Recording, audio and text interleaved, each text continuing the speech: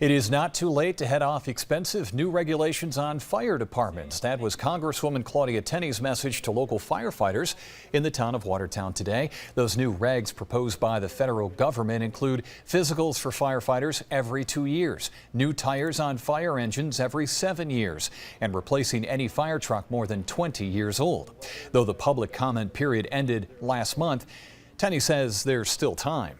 We think the rule can be amended. We think the rule could actually, some of the provisions do not apply to our volunteer fire service, and that's what we're looking to try to get input.